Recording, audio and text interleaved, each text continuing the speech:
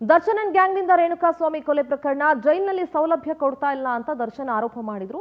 64ನೇ CCH ಕೋರ್ಟ್ನಲ್ಲಿ ವಾದ ಪ್ರತಿವಾದ ಕಾವೇರಿತು. ಇವತ್ತು ಮಿನಿಮಮ್ ಫೆಸಿಲಿಟಿ ಕೂಡ ಕೊಡ್ತಾ ಇಲ್ಲ ಅಂತ ಆರೋಪವನ್ನ ಮಾಡಿ ಅರ್ಜಿಯನ್ನ ಸಲ್ಲಿಸಿದ್ರು. 64ನೇ ಸಿಸಿಎಚ್ ಕೋರ್ಟ್ ಇವತ್ತು ವಿಚಾರಣೆಯನ್ನ ನಡೆಸಿದಂತ ಸಂದರ್ಭದಲ್ಲಿ ವಾದ ಪ್ರತಿವಾದ ಕಾವೇರಿತು. ವಾದ ಪ್ರತಿವಾದ ಅಕ್ಟೋಬರ್ 9ಕ್ಕೆ ಆದೇಶವನ್ನ ಕೋರ್ಟ್ ಕಾಯ್ದಿರಿಸಿದೆ. ಹಾಸಿಗೆ ದಿಂಬು ಕುರಿತು ಪ್ರಬಲ ವಾದ ನಡೆಯಿತು. ಖುದ್ದು ಹಾಜರಾಗಿ ಜೈಲು ಅಧೀಕ್ಷಕರಿಂದ ವರದಿಯನ್ನ ಸಲ್ಲಿಕೆ ಮಾಡಲಾಯಿತು. ಕೋರ್ಟ್ ಆದೇಶ ಪಾಲನೆ ಮಾಡಲಾಗ್ತಾ ಇದೆಯಾ ಅಂತ ಜಡ್ಜ್ ಪ್ರಶ್ನೆ ಮಾಡಿದಾಗ ಜೈಲಿನ ಕೈಪಿಡಿ ಅಂದ್ರೆ ಜೈಲಿನ ಮ್ಯಾನ್ಯುಯಲ್ ಏನಿದೆ ಅದರಂತೆ ಕ್ರಮ ಕೈಗೊಳ್ಳಲಾಗಿದೆ ಅಂತ ಎಸ್ಪಿಪಿ ಹೇಳ್ತಾರೆ.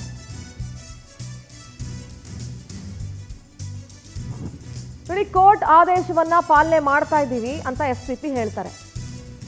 ಜೈಲಿನ ಮ್ಯಾನ್ಯುಯಲ್ ಅಂತ ಒಂದಿರುತ್ತೆ. ಆ ಜೈಲಿನ ಮ್ಯಾನ್ಯುಯಲ್ ಏನ್ ಹೇಳ್ತಾ ಇದೆಯೋ ಅದ್ರ ತಕ್ಕಂಗೆ ನಾವು ಫಾಲೋ ಮಾಡ್ತಾ ಇದೀವಿ. ಆದ್ರೆ ಪಲ್ಲಂಗ ಕೇಳಿದ್ರೆ ನಾವು ಕೊಡಕ್ಕಾಗಲ್ಲ, ಕೊಡೋದಕ್ಕೆ ಸಾಧ್ಯನಾ ಅಂತ ಎಸ್ಪಿಪಿ ಪ್ರಶ್ನೆ ಮಾಡ್ತಾರೆ. ಎಷ್ಟು ಜಾಗ ಇದೆಯೋ ಅಷ್ಟು ಅವಕಾಶವನ್ನ ಕೊಟ್ಟಿದ್ದೀವಿ. ಚಾದ್ರ, ಬೆಡ್ಶೀಟು, ಚೊಂಬು, ತಟ್ಟೆ ಅದು ಎಲ್ಲವನ್ನ ಕೊಡ್ಲಾಗಿದೆ. ಓಡಾಡೋದಕ್ಕೆ ಅವಕಾಶ ಕೇಳಿದ್ರು ಅದನ್ನು ಕೂಡ ಕೊಟ್ಟಿದ್ದೀವಿ. ಬಿಸಿಲು ಬರ್ತಾ ಇಲ್ಲ ಅಂತ ಹೇಳಿದ್ರು, ನಮ್ಮ ಸಮಸ್ಯೆ ಅಲ್ಲ ಅದು ಅಂತ ಎಸ್ಪಿಪಿ ಹೇಳಿದ್ದಾರೆ.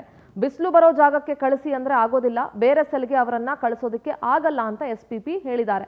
ಇನ್ನು ನಮ್ಮ ಪ್ರತಿನಿಧಿ ವೆಂಕಟೇಶ್ ನೇರ ಸಂಪರ್ಕದಲ್ಲಿ ಜಾಯ್ನ್ ಆಗ್ತಿದ್ದಾರೆ. ವೆಂಕಟೇಶ್, ದರ್ಶನ್ ಮಿನಿಮಮ್ ಫೆಸಿಲಿಟಿ ಕೂಡ ಜೈಲಿನಲ್ಲಿ ಕೊಡ್ತಾ ಇಲ್ಲ, ಕೋರ್ಟಿನ ಆದೇಶ ಇದ್ರು ಅಂತ ಹೇಳಿ ಆರೋಪವನ್ನ ಮಾಡಿ ಅರ್ಜಿಯನ್ನ ಸಲ್ಲಿಸಿದ್ರು. ಇವತ್ತು ಅದು ಒಂದು ವಿಚಾರಕ್ಕೆ ಸಾಕಷ್ಟು ವಾದ ಪ್ರತಿವಾದ ನಡೀತು. ಎಸ್ಪಿಪಿ ಕೂಡ ಪಲ್ಲಂಗ ಕೇಳಿದ್ರೆ ಕೊಡ್ಲಿಕ್ಕೆ ಆಗಲ್ಲ ಅಂತ ಹೇಳಿದಾಗ ದರ್ಶನ್ ಪರ ವಕೀಲರು ನಾವೇನು ಚಿನ್ನದ ಮಂಚ ಕೇಳ್ತಾ ಇಲ್ಲ ಅಂತ ಹೇಳ್ತಾರೆ. ಸದ್ಯ ದರ್ಶನ್ನ ಫೆಸಿಲಿಟಿ ವಿಚಾರ ಎಲ್ಲಿಗೆ ಬಂದು ನಿಂತ್ಕೊಂಡಿದೆ? ಸಿಂಧೂರ, ಇವತ್ತು ಏನು ಒಂದು ಬೇಲಿಗೆ ನಡೆದಂತಹ ಒಂದು ವಾದ ಪ್ರತಿವಾದ ಏನಿತ್ತು ಅಷ್ಟರ ಮಟ್ಟಿಗೆ ತೀವ್ರತೆಯನ್ನು ಕೂಡ ಪಡ್ಕೊಳ್ತೀವಿ. ಯಾಕಂತ ಹೇಳಿದ್ರೆ ದರ್ಶನ್ ಅವರಿಗೆ ಹೆಚ್ಚುವರಿಯಾಗಿ ಸೌಲಭ್ಯಗಳನ್ನು ಕೊಡಬೇಕು ಅಂತ ಹೇಳಿ ಅವರ ಪರ ವಕೀಲ ಸುನೀಲ್ ಅವರು ಒಂದು ಅರ್ಜಿಯನ್ನು ಕೂಡ ಸಲ್ಲಿಸಿದ್ರು. ಅದರ ವಾದ ಪ್ರತಿವಾದ ಕೂಡ ಜೋರಾಗಿಯೇ ಇತ್ತು.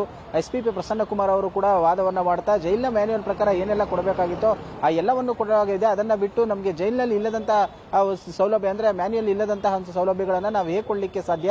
ಅವರಿಗೆ ಬಿಸಿಲು ಬೇಕಂತ ಹೇಳ್ತಾರೆ, ಓಡಾಡಕ್ಕೆ ಹೆಚ್ಚಿನ ಜಾಗ ಬೇಕು ಅಂತ ಹೇಳ್ತಾರೆ. ಹಾಗಾಗಿ ನಾವು ಬೇರೆ ಕಡೆ ಶಿಫ್ಟ್ ಮಾಡಕ್ಕೆ ಆಗುತ್ತಾ? ಜೈಲಿನಲ್ಲಿ ಇರುವಂತಹ ಸೌಲಭ್ಯಗಳೇನಿದೆ ಎಲ್ಲವನ್ನು ಕೂಡ ಪ್ರೊವೈಡ್ ಮಾಡಿದೀವಿ ಅಂತ ಕೂಡ ಹೇಳಿದ್ರು. ಆದ್ರೆ ಸುನೀಲ್ ಕುಮಾರ್ ಅವರು ಅದಕ್ಕೆ ಪ್ರತಿವಾದವನ್ನ ಮಾಡ್ತಾ ಏನು ದರ್ಶನ್ ಅವರನ್ನ ಹೊರತುಪಡಿಸಿದ್ರೆ ಬೇರೆ ಯಾರು ಈ ಒಂದು ಜೈಲಿನಲ್ಲಿ ಆರೋಪಿಗಳಿಲ್ವಾ? ಅವ್ರಿಗೆ ಇಲ್ಲದಷ್ಟು ಸೆಕ್ಯೂರಿಟಿ ಇವ್ರಿಗೆ ಮಾತ್ರ ಯಾಕೆ ಕೊಟ್ಟಿದ್ದಾರೆ? ಜೈಲಿನಲ್ಲಿ ಟೊಮೊಟೊಗೆ ಒಂದು ರೇಟು, ಈರುಳ್ಳಿಗೆ ಒಂದು ರೇಟ್ ಫಿಕ್ಸ್ ಮಾಡಿದ್ದಾರೆ. ಏನೆಲ್ಲ ನಡೀತಾ ಇದೆ ಅನ್ನೋದು ಕೂಡ ನಮಗೂ ಕೂಡ ಗೊತ್ತಿದೆ ಅಂತ ಹೇಳಿದ್ರು. ಆ ಸಂದರ್ಭದಲ್ಲಿ ನೀವು ಈ ಕೇಸ್ಗೆ ಸಂಬಂಧಪಟ್ಟದ್ದು ಏನಿದೆಯೋ ಅಷ್ಟನ್ನ ಮಾತ್ರ ಮಾತಾಡಿ ಅಂತ ಹೇಳಿ ಕೂಡ ಮಧ್ಯ ಆಕ್ಷೇಪವನ್ನು ವ್ಯಕ್ತಪಡಿಸಿದ್ರು. ಅಲ್ಲದೆ ಈ ದರ್ಶನ್ ಕೇಸ್ಗೆ ಸಂಬಂಧಪಟ್ಟಂತೆ ಮ್ಯಾನ್ಯುಯಲ್ ನಲ್ಲಿ ಏನಿದೆ ಅದನ್ನ ಕೊಡಬೇಕು. ಆದ್ರೆ ಇರುವಂತಹ ಜಾಗದಲ್ಲಿ ಬೆಳಗ್ಗೆ ಮತ್ತು ಸಂಜೆ 1 ಗಂಟೆ ವಾಕಿಂಗ್ ಮಾಡೋದಕ್ಕೆ ಅವಕಾಶವನ್ನು ಮಾಡಿಕೊಟ್ಟಿದ್ದಾರೆ. ಅದನ್ನು ಬಿಟ್ಟರೆ ತಲೆದಿಂಬು ಆಗಿರಬಹುದು, ಬೆಡ್ಶೀಟ್ ಆಗಿರಬಹುದು ಎಲ್ಲವನ್ನ ಕೇಳಿದೀವಿ. ನಾವು ಯಾವುದೇ ಚಿನ್ನದ ಮಂಚವನ್ನ ಕೇಳ್ತಿಲ್ಲ, ಕೇಳ್ತಾ ಇರುವಂತದ್ದು ಒಂದು ಬೇಸಿಕ್ ಫೆಸಿಲಿಟೀಸ್ ಅಷ್ಟೇ. ಅದನ್ನು ಕೊಡೋದಕ್ಕೆ ಈ ರೀತಿಯಾಗಿ ಮಾಡ್ತಾ ಇದ್ದಾರೆ. ಅಲ್ಲದೆ ಜೈಲು ಅಧಿಕಾರಿಗಳನ್ನು ಕೂಡ ಈಗ ಎಸ್ಪಿ ಅವರು ದಾರಿ ತಪ್ಪಿಸ್ತಿದ್ದಾರೆ. ಈ ಎಲ್ಲವನ್ನು ನೋಡ್ತಾ ಇದ್ರೆ ದರ್ಶನ್ ಅವ್ರನ್ನ ಬೇಕು ಅಂತ ಈ ರೀತಿಯಾಗಿ ಟಾರ್ಗೆಟ್ ಮಾಡ್ತಾ ಇದ್ದಾರೆ, ಸೆಲೆಬ್ರಿಟಿ ಅನ್ನೋ ಕಾರಣಕ್ಕೆ ಈ ರೀತಿಯಾಗಿ ನಡೆಸ್ಕೊಳ್ತಾ ಇದ್ದಾರೆ ಅಂತ ಹೇಳಿದ್ರು. ಆಗ ಎಸ್ಪಿಪಿ ಪ್ರಸನ್ನ ಕುಮಾರ್ ಅವರು ಕೂಡ ನಾವೆಲ್ಲೂ ಕೂಡ ದರ್ಶನ್ ಅವ್ರನ್ನ ಸೆಲೆಬ್ರಿಟಿ ಅಂತ ಹೇಳಿದ್ರೆ ಅವರೊಬ್ಬ ಕೊಲೆ ಆರೋಪಿ, ಎಲ್ಲಾ ಅಂಡರ್ ಟ್ರಯಲ್ ಆರೋಪಿಗಳಿಗೆ ಯಾವ ರೀತಿಯಾಗಿ ನಡೆಸ್ಕೊಳ್ತಾ ಇದೆಯೋ ಅದೇ ರೀತಿಯಾಗಿ ಕೂಡ ನಾವು ನಡೆಸ್ಕೊಳ್ತಾ ಇದ್ದೀವಿ ಅಂತ ಕೂಡ ಹೇಳಿದ್ರು. ಜೈಲಿನ ಅಧಿಕಾರಿಗಳು ಎಲ್ಲೂ ಕೂಡ ಏನು ಒಂದು ಅದನ್ನ ಹೊರತುಪಡಿಸಿ ಆ ಜೈಲಿನ ನಿಯಮಗಳನ್ನ ಮೀರಿ ಯಾವುದನ್ನು ಮಾಡ್ತಾ ಇಲ್ಲ. ಜೈಲ್ ಕೋರ್ಟ್ ಏನು ಆದೇಶವನ್ನು ಕೊಟ್ಟಿದೆ ಅದನ್ನು ಕೊಟ್ಟಿದ್ದಾರೆ. ತಲೆದಿಂಬು, ಹಾಸಿಗೆ ಎಲ್ಲವನ್ನು ಕೊಟ್ಟಿದ್ದಾರೆ. ಕೋರ್ಟ್ ಆದೇಶ ಮಾಡಿದ ನಂತರ ಅವರಿಗೆ ಒಂದು ದಿಂಬನ್ನ ಅಂದ್ರೆ ಹೆಚ್ಚುವರಿಯಾಗಿ ಏನ್ ಕೇಳಿದ್ರೆ ಅದನ್ನ ಪ್ರೊವೈಡ್ ಮಾಡಿದ್ದಾರೆ. ಅದನ್ನ ಬಿಟ್ಟರೆ ಈ ರೀತಿಯಾದಂತಹ ಎಲ್ಲೂ ಕೂಡ ಜೈಲು ಅಧಿಕಾರಿಗಳು ಮಿಸ್ಗೈಡ್ ಮಾಡಿಲ್ಲ ಅಥವಾ ಅವರಿಗೆ ಕೇಳಿದಂತನ್ನ ಕೊಟ್ಟಿಲ್ಲ ಅಂತ ಹೇಳಿದ್ದಾರೆ. ಸದ್ಯ ಈ ಒಂದು ಆದೇಶಕ್ಕೆ ಸಂಬಂಧಪಟ್ಟಂತೆ ಈಗ ಅಕ್ಟೋಬರ್ 9ನೇ ತಾರೀಕು ಆದೇಶವನ್ನ ಕಾಯ್ದಿರಿಸಿರುವಂತದ್ದು. ಸಿಂಧೂರ. ಓಕೆ, ಥ್ಯಾಂಕ್ ಯು ವೆಂಕಟೇಶ್ ನಿಮ್ಮೆಲ್ಲ ಡೀಟೇಲ್ಸ್ಗಾಗಿ.